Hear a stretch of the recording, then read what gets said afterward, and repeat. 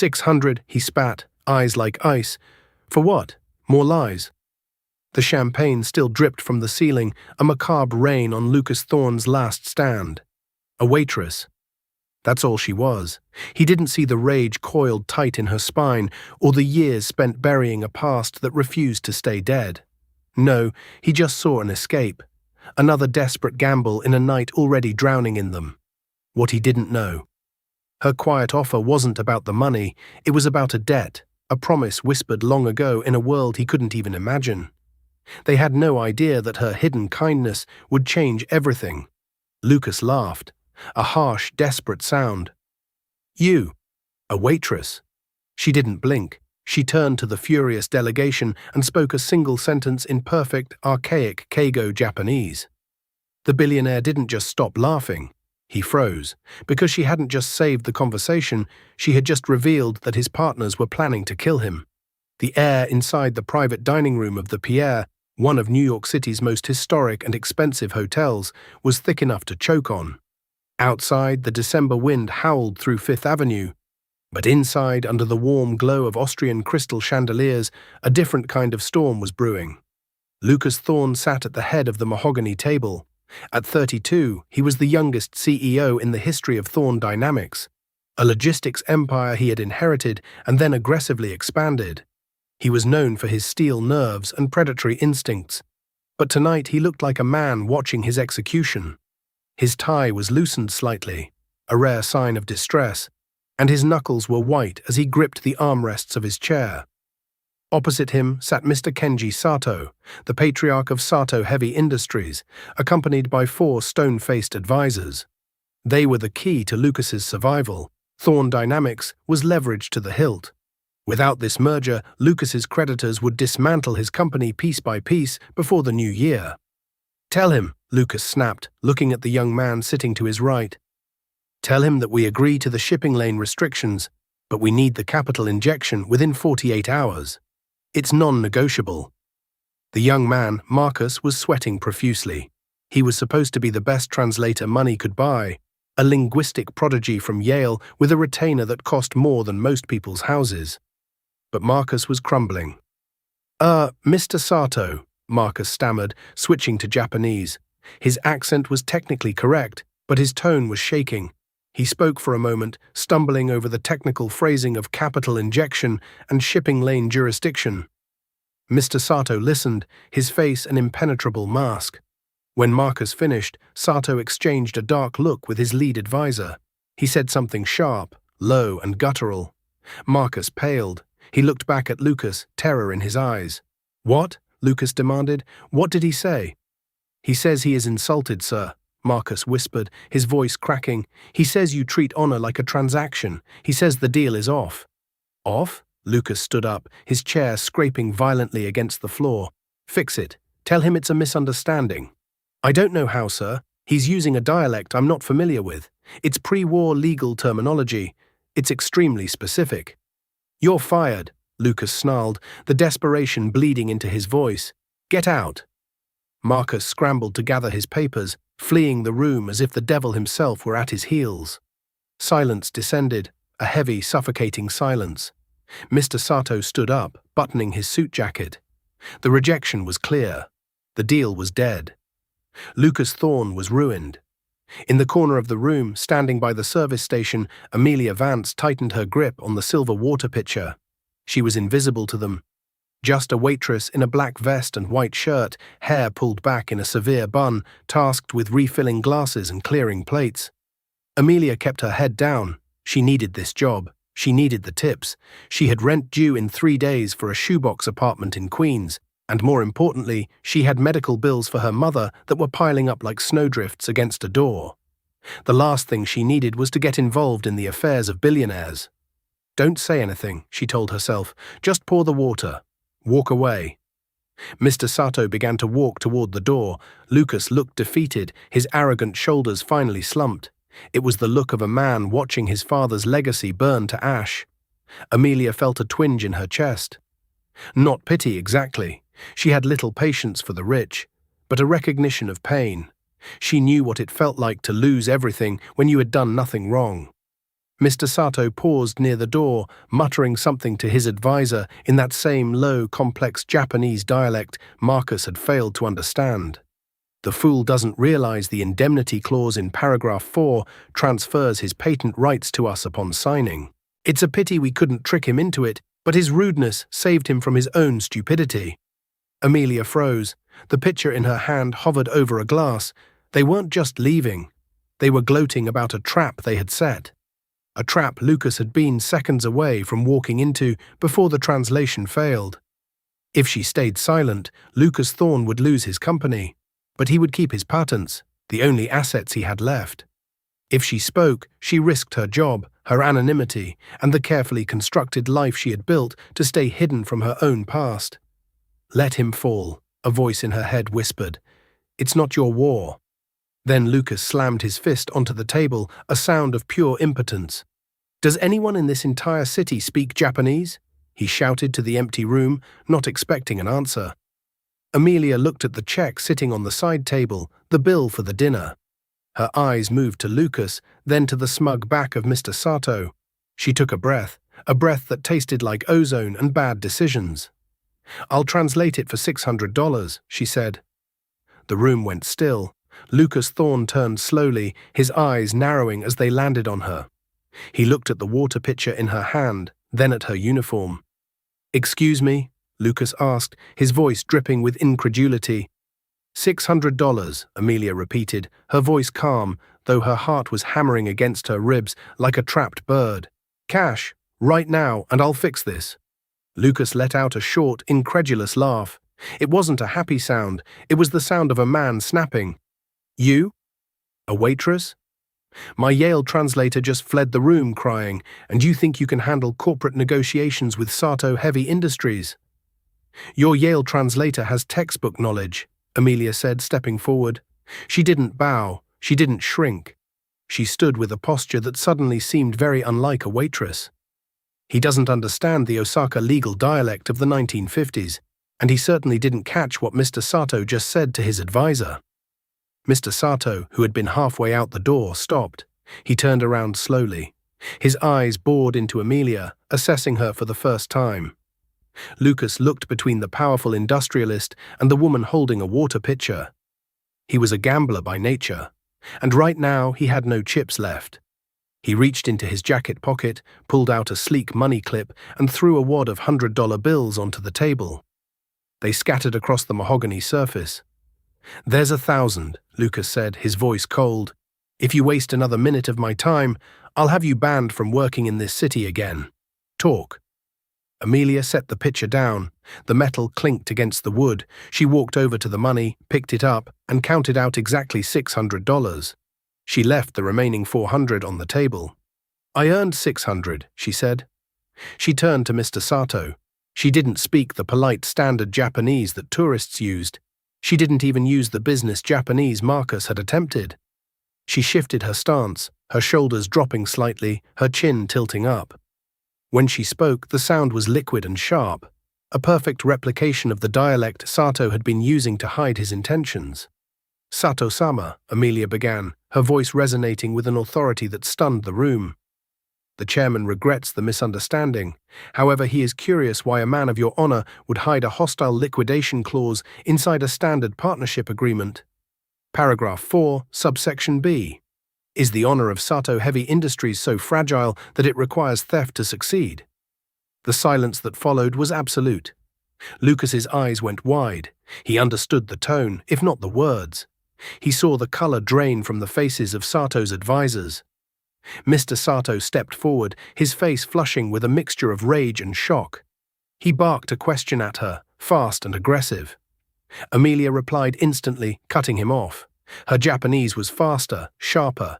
She used a specific grammatical structure that indicated she was not a servant, but an equal, or perhaps a superior.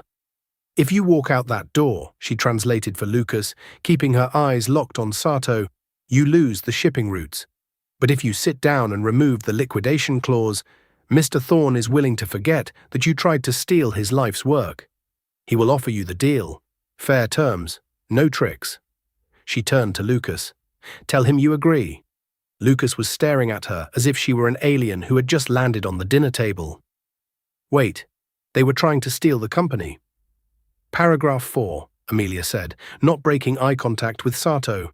If the stock dips below a certain point, which it would have, immediately after the merger news, they gain controlling interest of your patents. They weren't buying you out, Mr. Thorne, they were gutting you. Lucas felt a cold sweat break out on his back. He looked at Sato. The Japanese man's silence was an admission of guilt. Sit, Lucas said, his voice dropping an octave, regaining its power. He gestured to the chair. Mr. Sato hesitated. He looked at Amelia with a strange expression. Fear. Recognition. Then slowly he walked back to the table and sat down. He pulled a fountain pen from his pocket, crossed out a section of the document in front of him, and signed it. He slid the paper across the table to Lucas. Then Sato stood up, bowed deeply, not to Lucas, but to Amelia, and left the room with his advisors in tow. Lucas sat alone at the table, the signed contract in front of him. He had done it. The company was saved. He looked up to thank the woman who had just performed a miracle. But the room was empty. The waitress was gone. The only thing left was the silver water pitcher and $400 sitting on the mahogany table. Amelia moved through the kitchen of the Pierre like a phantom. The adrenaline was crashing now, leaving her hands shaking. She shouldn't have done that. She really shouldn't have done that. Vance! The shout came from the service manager, a red-faced man named Gorbman who took pleasure in making the staff miserable. He blocked her path to the locker room. What were you doing in the gold room? Gorbman hissed, spitting slightly. I saw the guests leaving. Did you offend them? If Mr. Thorne complains, Mr. Thorne won't complain, Amelia said, unbuttoning her vest with trembling fingers. I quit. You can't quit, Gorbman sneered. You need the reference, and you're on the schedule for Christmas Eve. Keep my tips, Amelia said, pushing past him. She needed to get out. If Lucas Thorne was half as smart as the business journals said, he wouldn't just be grateful. He would be curious, and curiosity was the one thing Amelia couldn't afford. She reached her locker, grabbing her worn coat and her bag. She didn't check her phone. She knew what was on it. 2 missed calls from the nursing facility where her mother, Catherine, was living. Living, but fading. The dementia was getting worse, and the private care cost $4,000 a month. $600. That was what she had taken. It would buy her a week. Maybe 10 days if she skipped her own meals. She hurried out the service entrance, the cold New York air biting her cheeks. She merged into the crowd on 61st Street, head down, just another face in the city. Back in the private dining room, Lucas Thorne was still sitting in the chair, staring at the contract. Get me security, he said into his phone. Now. 5 minutes later, the hotel's head of security, a former NYPD detective named Miller, walked in. Mr. Thorne, is there a problem? The waitress, Lucas said, standing up. The one who was serving this room. Who is she? Miller frowned, tapping on his tablet. That would be Amelia Vance. She's been with us for 3 months. Quiet, diligent. No complaints. Where did she work before? Application says a diner in New Jersey, and before that, housekeeping at a motel in Delaware. Lucas laughed. Bullshit. He walked over to the window, looking out at the city lights. She just negotiated a $10 billion deal in a dialect of Japanese that my Yale translator didn't even recognize. She spotted a hidden liability clause in a document she read upside down from 5 feet away. Lucas turned back to Miller. A diner waitress doesn't know corporate law, and she certainly doesn't command the respect of Kenji Sato. Sato bowed to her. Miller. He bowed. What do you want me to do? Miller asked. Find her, Lucas commanded. I don't care if she quit. I don't care where she goes. Find out who Amelia Vance really is. Because nobody has that kind of talent and ends up pouring water for minimum wage unless they are running from something. Lucas picked up the $400 she had left behind. And Miller? Sir? Check the federal databases. Check the blacklists. I have a feeling Amelia Vance doesn't exist. Scene break. 2 days later, Amelia was sitting in a cramped waiting room at Sunnyvale Memory Care, holding her mother's hand. The facility smelled of antiseptic and boiled cabbage. Did you bring the file? her mother asked, her eyes clear for a fleeting moment. The auditors are coming, Amy. We have to show them the numbers. Amelia's heart broke a little more. In her prime, Catherine had been a math teacher. Now she thought she was an accountant in a firm that didn't exist. I brought it, Mom, Amelia lied softly. Everything is balanced. You did a good job. Her mother smiled, then her eyes drifted to the window, the clarity gone. It's snowing in Paris, she whispered. It wasn't snowing, and they weren't in Paris. They were in Queens, and Amelia was currently unemployed. Her phone buzzed, an unknown number. Amelia ignored it. It buzzed again immediately. She picked it up, annoyance flaring. Hello? Ms. Vance, a deep, smooth voice said. It wasn't a question. Or should I call you by your real name, Miss Sterling? Amelia went rigid. The blood drained from her face so fast she felt dizzy. She stood up, dropping her mother's hand. Who is this? I think you know who this is, Lucas Thorne said. I'm sitting in a black SUV outside your mother's care facility. The heating in your building is terrible, by the way. Come outside, Amelia. We need to talk. I have nothing to say to you, she hissed, backing away from the window. Really? Lucas paused. Because I have your file from the SEC. 5 years ago, Amelia Sterling was the youngest vice president of forensic accounting at Vantage Gold. You were the rising star of Wall Street, until you were accused of embezzling $12 million and vanishing into thin air. Amelia gripped the phone so hard the plastic creaked. I didn't take that money. I believe you, Lucas said, and for the first time his voice wasn't arrogant. It was serious. Because I know who actually took it. And I know he's the same man trying to destroy my company next week in Tokyo. Amelia stopped breathing. Come downstairs, Amelia, Lucas said.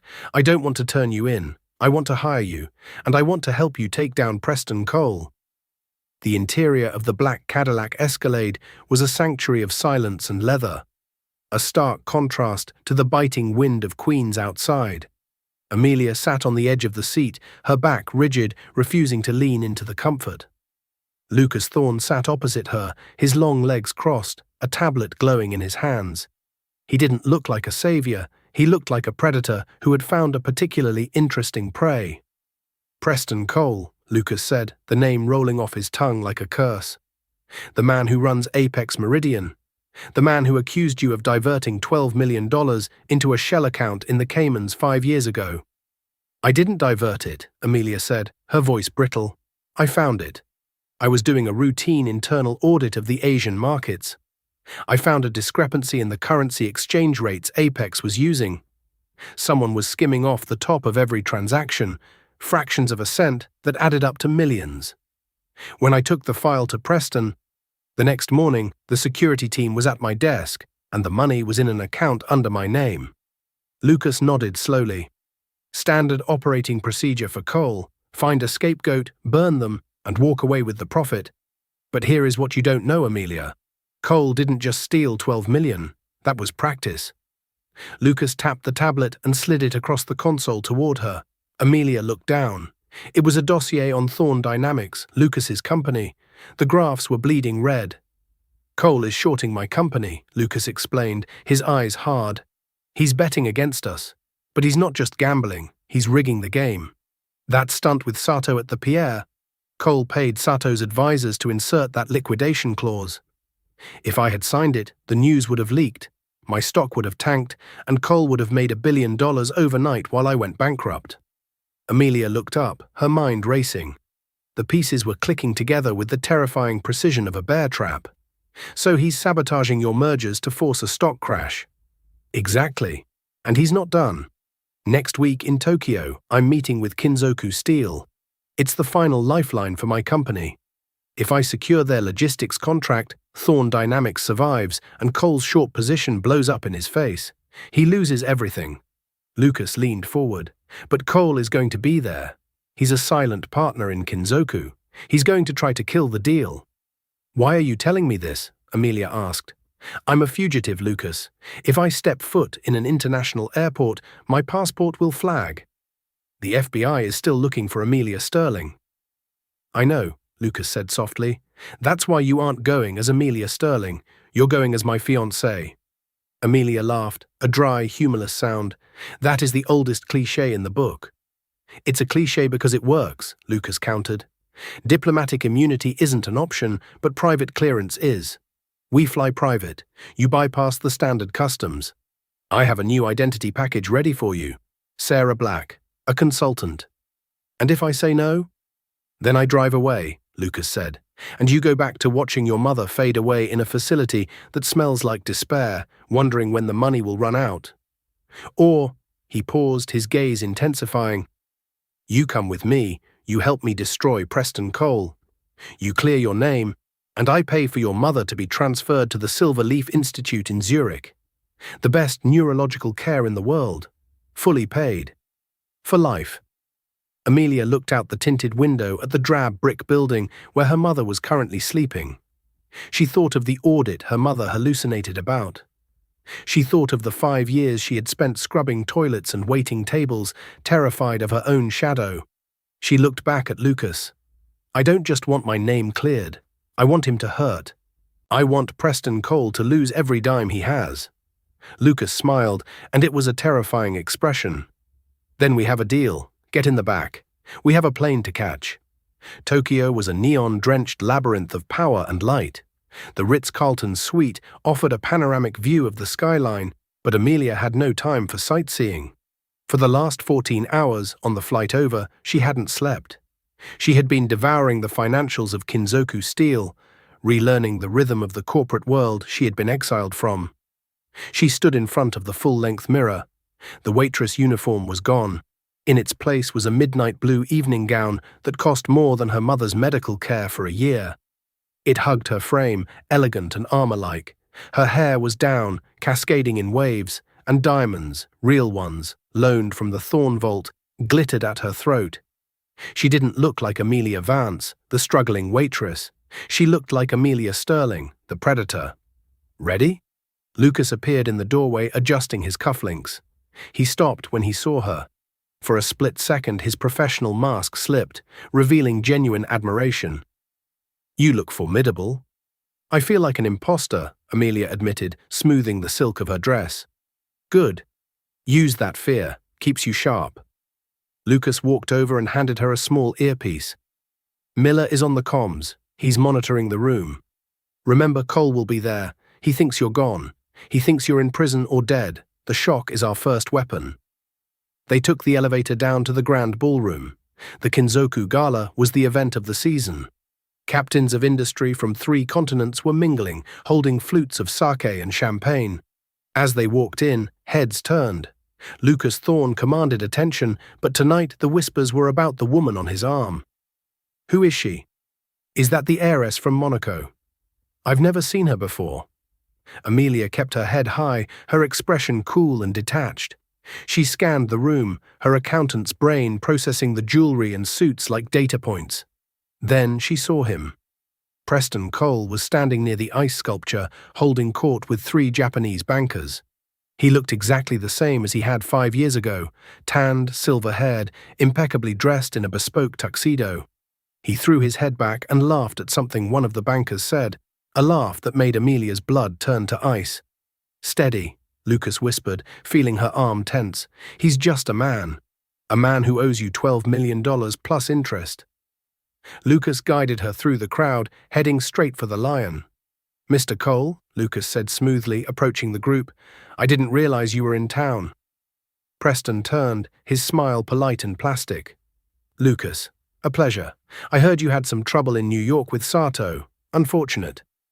Just a translation error, Lucas said breezily. We sorted it out. I'd like you to meet my associate, Ms. Black.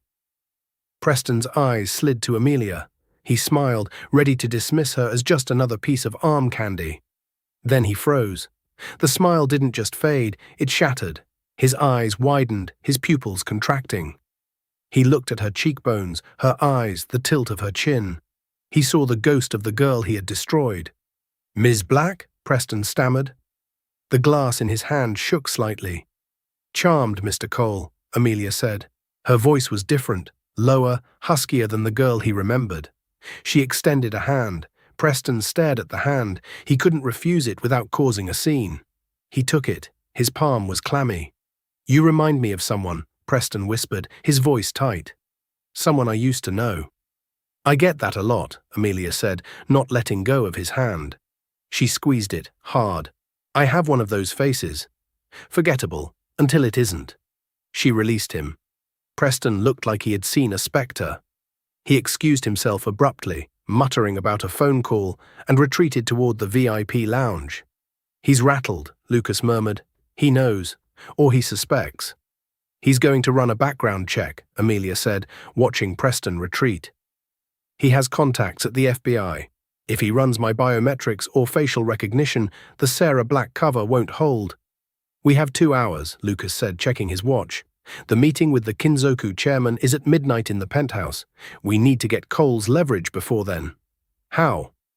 Cole carries a digital ledger, Amelia said, her mind working fast. He always did. An encrypted drive where he keeps the real numbers, not the ones he shows the IRS. He's paranoid. He never puts it on the cloud. It's on him, physically. She looked at the direction Preston had gone. I need to get close to him, Amelia said. Alone. Too dangerous, Lucas snapped. It's the only way. He's going to the VIP lounge. I'm going to follow him. Amelia, trust me, Lucas. I'm not the waitress anymore. The VIP lounge of the Tokyo Ritz-Carlton, known simply as the Blue Velvet Room, was a sanctuary of shadows and silence. It was separated from the chaotic exuberance of the ballroom by heavy, soundproofed oak doors and a security detail that had, conveniently, stepped away for a smoke break, likely paid for by the man sitting inside. Amelia slipped through the doors, her heart hammering against her ribs like a trapped bird. The room smelled of aged leather, Cuban cigar smoke, and the metallic tang of expensive scotch. The lighting was low, casting long, distortion-filled shadows against the velvet walls. In the far corner, illuminated by a single amber lamp, sat Preston Cole. He wasn't celebrating. He was hunched over a low-glass table, his tuxedo jacket unbuttoned, furiously typing on a secure satellite phone. A crystal tumbler of whiskey sat untouched beside him. He looked like a king counting his gold while the castle burned. Amelia paused in the doorway. Her instinct, the survival mechanism that had kept her alive as a waitress in the rougher parts of New Jersey, was screaming at her to turn around. Run. He destroyed you once. He will do it again. But then she remembered the look on her mother's face when she didn't recognize her own daughter. She remembered the $600. She remembered the shame. Amelia swallowed the fear, smoothing the midnight blue silk of her gown. She reached up and unclasped the diamond necklace Lucas had lent her, dropping it into her clutch. She needed to look vulnerable. She needed to look like she was stripping away the armor. She walked in. The click of her high heels on the parquet floor sounded like gunshots in the silence. Preston didn't look up immediately. I told the staff I didn't want to be disturbed, he snapped, his voice tight with stress. I'm not the staff, Preston, Amelia said, her voice dropping to a husky, weary register. And I think you need a drink. Preston froze. His fingers hovered over the keypad. Slowly, agonizingly, he turned his head. When his eyes landed on her, the color drained from his face, leaving him a pale, ghostly gray. You, he whispered. He set the phone down, his hand trembling slightly. I saw you in the ballroom. I convinced myself it was a hallucination, the stress, the jet lag. I'm real, Amelia said, walking toward him. She stopped at the table, towering over him. And I'm tired, Preston. Preston stared at her, his eyes darting to the door, checking for traps. Thorne is with you. You're his what? His mascot? His revenge pet? Lucas is a sinking ship, Amelia lied. She pulled out a chair and sat down opposite him, crossing her legs. She leaned forward, letting the light catch the desperation she forced into her eyes. I saw the books, Preston. Thorne Dynamics is hollow. He's leveraging everything on this merger. Once the market realizes his liquidity is gone, he's finished. Preston's eyes narrowed. He was a predator, and he was sniffing for blood. And why tell me? You should be cheering for my demise. I don't care about you, Amelia said coldly, and I don't care about Lucas. I care about me. I care about not going back to prison. When Thorne goes down, the feds will come digging. They'll find me. I can't live on the run anymore. She paused, letting the silence hang. She watched his hand. He was unconsciously tapping his left breast pocket. The drive. It was there. "I want a deal," she said softly. Preston let out a short, incredulous laugh. He picked up his whiskey, swirling the amber liquid. "A deal? You have nothing to trade, Amy. You're a ghost." "I have Lucas's personal banking codes," Amelia said, dropping the lie like a bomb. "I have the access keys to his offshore accounts in the Cayman Islands." "You're shorting his stock, right? Imagine if you could drain his liquidity before the market opens tomorrow. You wouldn't just win, Preston. You would annihilate him." Preston stopped swirling the glass. Greed, naked and ugly, flickered in his eyes. He leaned in. "You have the codes?" "Memorized," Amelia said, tapping her temple. "I'm an accountant, remember? Numbers are the only thing I never forget." "And the price?" $5 million. Wired to a numbered account in Zurich, and a new identity. A real one. Passport, birth certificate, the works. "I want to disappear to a beach where nobody knows the name Amelia Sterling." Preston studied her face for a long, agonizing minute. He was looking for the tick, the tell, the lie. Amelia held his gaze, channeling every ounce of hatred she felt and converting it into a mask of cold, mercenary calculation. Finally, Preston smiled. It was a wolfish, terrifying grin. "You really haven't changed," he said softly, always the pragmatist, always looking at the bottom line. "Do we have a deal?" Amelia asked, sliding her hand across the table. Preston looked at her hand. Then he looked at the door. Then, with a sigh that sounded almost regretful, he reached into his waistband. He didn't pull out a checkbook. He pulled out a matte black pistol with a silencer screwed onto the barrel. Amelia's breath hitched. The air left her lungs. "You were always a terrible liar, Amelia," Preston whispered, aiming the gun under the table, directly at her stomach. "You hate me too much. I can see it in your neck. Your pulse is visible from here." Amelia froze. Her bluff had failed. "Stand up," Preston commanded, the charm vanishing instantly. Slowly. "Preston, don't do this," Amelia said, her voice trembling for real now. "There are cameras. There are people outside." "The cameras in this room are on a loop. I paid for that," Preston sneered. "And the music outside is loud enough to drown out a silenced shot. Now stand up, we're leaving." Amelia stood, her legs feeling like lead. Preston stood with her, moving around the table to stand behind her. He jammed the barrel of the gun into the small of her back, right against the spine. The pain was sharp and real. "Walk," he hissed in her ear, "to the service exit. My security team is waiting in the alley. You're going to take a nice long boat ride into the Pacific." "You won't get away with this," Amelia whispered, tears stinging her eyes as he forced her toward a side door marked staff only. "I got away with it 5 years ago," Preston gloated, pushing her into the narrow concrete hallway behind the lounge. The air here was cold and smelled of garbage. "I took your life, your reputation, your money. And nobody cared. Why?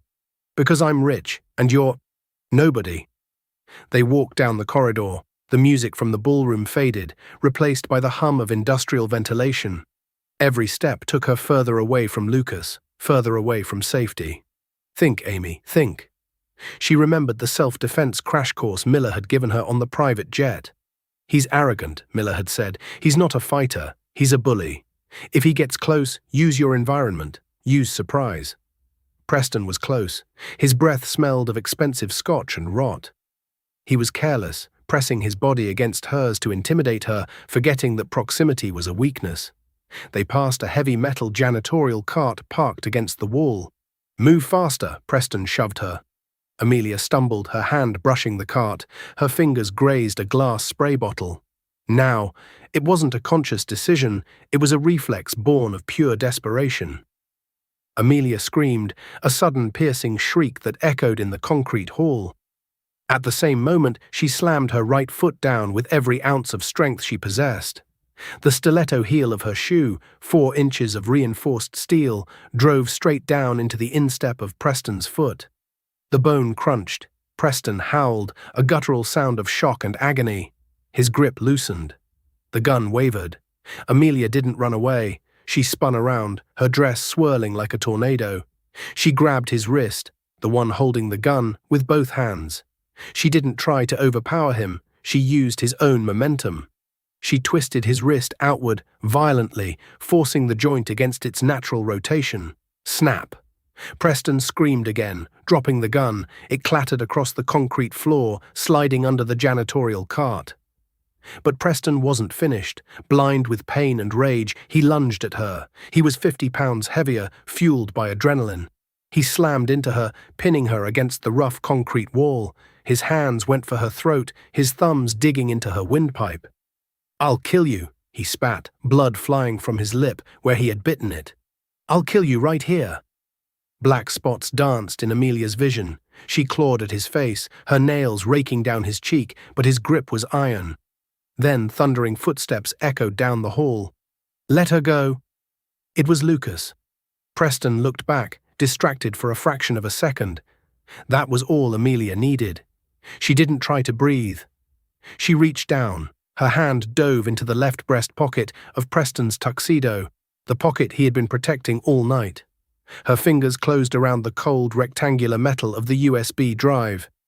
"Get off her!" Miller roared, appearing behind Lucas like a battering ram. Miller didn't hesitate. He launched himself into the air, a flying tackle that hit Preston Cole with the force of a freight train. The impact tore Preston away from Amelia. The two men crashed into the janitorial cart, sending bottles and mops flying. Preston hit the floor hard, the wind knocked out of him. Before he could scramble up, Miller had his knee on Preston's spine and unparalleled pressure on his neck. "Stay down," Miller shouted, twisting Preston's arm behind his back until the shoulder popped. Amelia slid down the wall, gasping for air, clutching her throat. Lucas was there in an instant, dropping to his knees beside her. "Amy," he breathed, his hands hovering over her, afraid to touch her bruised neck. "Are you okay? Did he shoot?" Amelia couldn't speak. She just nodded, coughing. She opened her clenched fist. Resting in her palm, glinting under the harsh fluorescent service lights, was the USB drive. Lucas stared at it. "You got it." Miller hauled Preston to his feet. The billionaire was bleeding from his nose and limping heavily, his tuxedo ripped. "It doesn't matter," Preston screamed, spitting blood on the floor. He looked at the drive in Amelia's hand with a manic, terrified glint in his eyes. "You think you won? That drive is encrypted with a rolling biometric key. It's military grade, you idiots." Lucas took the drive from Amelia, inspecting it. His face fell. "He's right. There's a sensor on the back. It reads his pulse. If it's separated from him for more than 10 minutes without an authorization code, it wipes itself. It's a dead man's switch." 10 minutes, Preston laughed, a jagged, hysterical sound. "Give it back to me, Thorne, or the evidence dissolves into nothing, and once it's gone, I'll sue you for assault. I'll sue you for kidnapping. I'll own your company by morning." Amelia pulled herself up, using Lucas's arm for support. She swallowed hard, her throat burning. She looked at the drive in Lucas's hand, then at Preston's smug, bloody face. Her mind flashed back to the diner, late nights reading tech journals, the specific patterns of Japanese corporate espionage she had studied during her downtime. She stepped forward, her breathing steadying. "We don't need to open the files, Lucas," she said, her voice raspy but clear. Lucas looked at her, confused. "What?" "The proof of the embezzlement is inside." "No," Amelia said, staring at the metallic casing of the drive. "The embezzlement is old news. That's just money. This—" She took the drive back, holding it up to the light. There were tiny, almost invisible kanji characters etched into the gold contacts of the USB port. "This isn't a storage device," Amelia said, her eyes widening as the realization hit her fully. "This is hardware. Look at the etching." Lucas squinted. "It's Japanese. It says prototype, property of Kinzoku R&D division," Amelia translated, her voice gaining power. "Preston didn't buy this drive. He didn't order it from Amazon. He stole it from the very company he's trying to merge with. This drive is the stolen technology." She turned to Preston. The laughter had died in his throat. He looked like he was about to vomit. "We don't need to show the police the files," Amelia said, a cold smile touching her lips. "We just need to show Chairman Tanaka that his silent partner is walking around with a stolen, multi-million-dollar prototype in his pocket." "That breaks the omerta," Preston whispered, horror dawning on him. "The Yakuza. The board. They'll kill me." Then I guess we better get upstairs, Amelia said, smoothing her dress. The chairman hates waiting. The elevator ride to the penthouse of the Kinzoku Steel Tower was a silent, vertical ascent into the stratosphere. The digital floor counter ticked upward, 40, 50, 60, blurring past the numbers. Inside the mirrored cab, the air was thick with the scent of ozone and impending violence. Amelia stood near the doors, her chest heaving slightly beneath the silk of her evening gown. In her hand, the small, scratched USB drive felt heavier than a gold bar. It contained the proof of treason, but holding it wasn't enough. She had to sell it. She had to convince one of the most powerful men in Asia that his trusted partner was a snake, and that she, a woman branded a thief by the American press, was the only one telling the truth. Lucas stood beside her, adjusting his jacket. He looked at her, his eyes dark and intense. "Are you ready?" "No," Amelia admitted, her voice barely a whisper. "But I'm not stopping." The doors slid open with a soft chime. They didn't step into a hallway, they stepped directly into the sanctuary of the Kinzoku boardroom. It was a cavernous space of glass and brushed steel, suspended above the glowing grid of Tokyo. A long table, made of a single slab of ancient black wood, dominated the room. At the far end sat Chairman Tanaka, a man whose silence was rumored to be more terrifying than his shout. He was flanked by 6 legal advisors and 2 senior executives, all of them staring at the interruption. Miller, the head of security, moved first. He didn't walk. He marched, dragging a disheveled and handcuffed Preston Cole behind him. "Get off me," Preston snarled, struggling against the cuffs. "This is kidnapping. I'll have you all buried." The room erupted. Security guards stationed in the corners reached for their earpieces, their hands hovering near their holsters. The legal advisors leaped to their feet, shouting in Japanese. "Silence!" The word cracked through the room like a whip. It came from Chairman Tanaka. He hadn't stood up. He hadn't even blinked. He simply raised one hand, and the chaos froze instantly.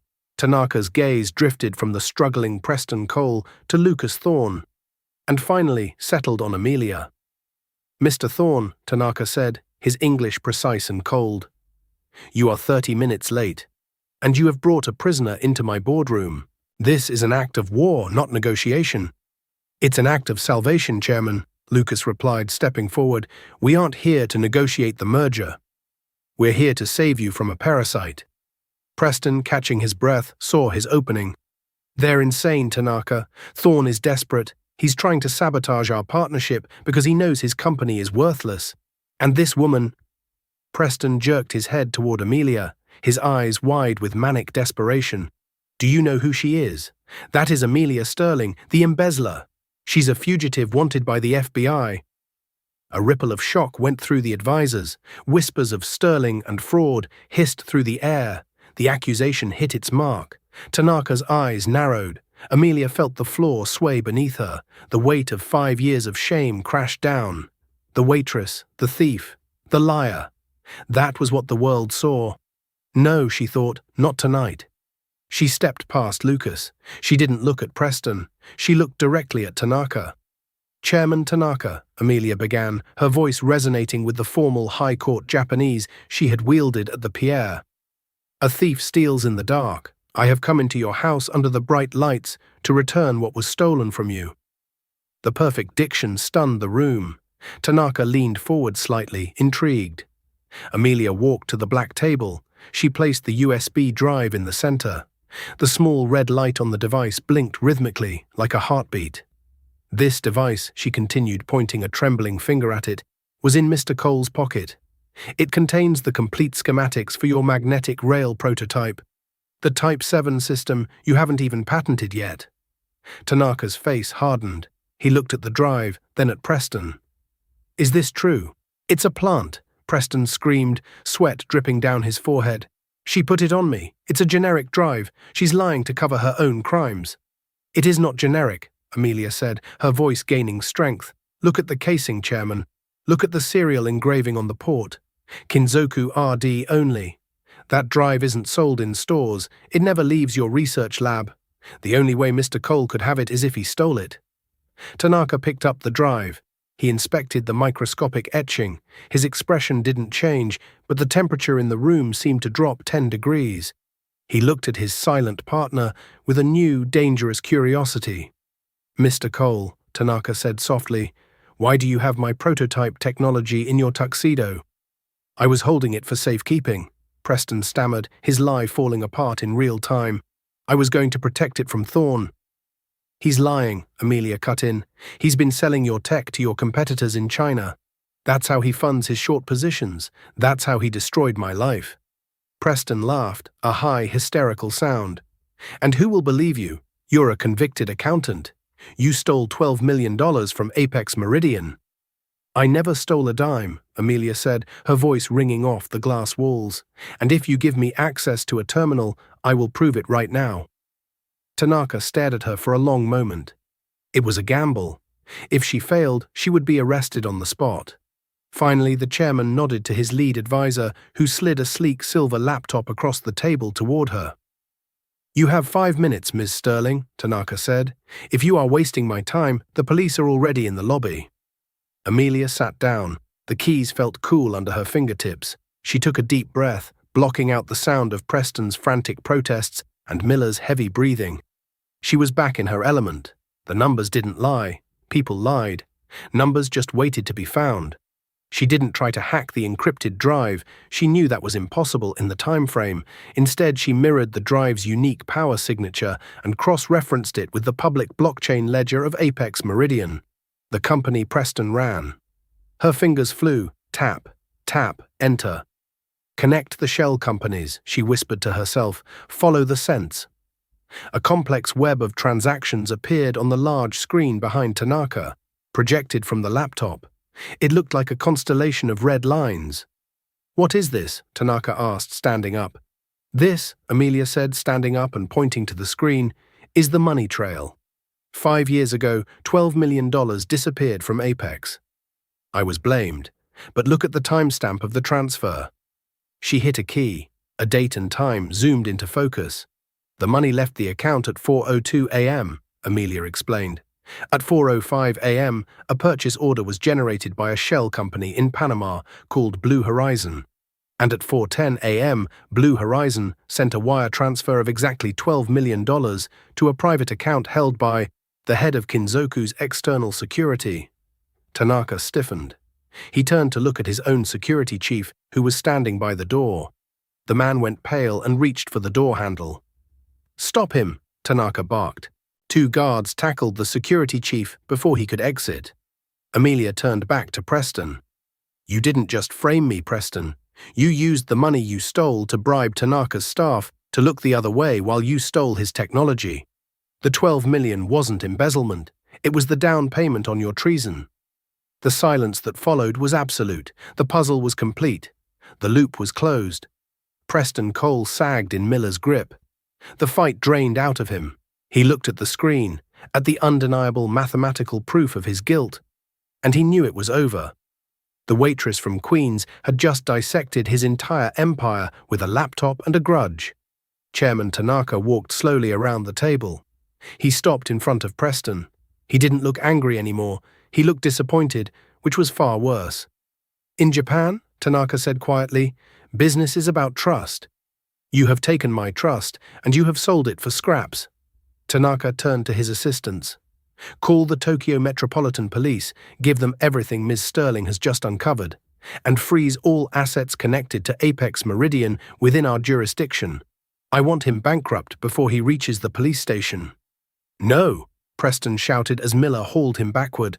"You can't do this. I have immunity. I know people." "You have nothing," Lucas said, speaking for the first time since the presentation began. He stepped up beside Amelia, his hand brushing hers. "You're done, Preston." As the doors closed on Preston's screaming figure, the tension in the room broke. The air conditioning seemed to hum louder. Amelia stood by the table, her hands trembling again. The adrenaline was crashing. She looked at the laptop screen. The red lines that had defined her nightmare were now just data. Old data. Chairman Tanaka turned to her. He bowed. It wasn't a shallow bow of greeting. It was a deep, sustained bow of respect. "Ms. Sterling," Tanaka said, straightening up. I owe you an apology and a debt of honor. You have saved my company from a grave error. You don't owe me anything, Amelia said, her voice soft but steady. Just tell the truth. To the press. To the SEC. I just want my name back. You shall have it, Tanaka promised. My legal team will draft a statement of exoneration immediately. By tomorrow morning, the world will know that Amelia Sterling is innocent. Amelia felt tears prick her eyes. She blinked them back, looking up at Lucas. He was smiling at her, a genuine proud smile that reached his eyes. We did it, he whispered. We did it, she replied. Amelia looked out the floor-to-ceiling windows. The lights of Tokyo stretched out endlessly, a sea of diamonds in the dark. For the first time in 5 years, she didn't feel like running. She didn't feel like hiding in the shadows. She belonged in the light. Lucas Thorne laughed, clinking his mug against hers. The sound rang out, clear and victorious, echoing over the snowy peaks. They stood together, not as a billionaire and a waitress, but as equals who had walked through the fire and come out the other side. The $600 was gone, spent long ago, but the investment had paid off in a way neither of them could have calculated. If you enjoyed this story of revenge, justice, and high-stakes romance, please hit that like button. It really helps the channel. What would you have done if you were Amelia? Would you have taken the money and run, or stayed to fight? Let me know in the comments below. And don't forget to subscribe and ring the bell so you never miss a story. We have a new drama coming out next week that you won't want to miss. Thanks for watching.